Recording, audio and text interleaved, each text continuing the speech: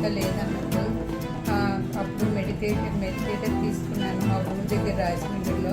తర్వాత face map ఎంచుకున్నాను, అయినా నాకు సక్సెస్ అవ్వలేదు.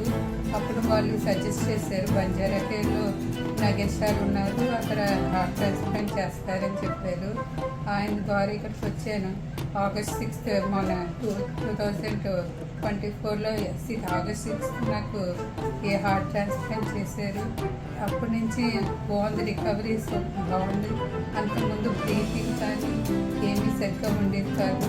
ఇక్కడికి వచ్చాక ఆపరేషన్ సక్సెస్ అయింది. దుర్గాజీ బాగున్నారా?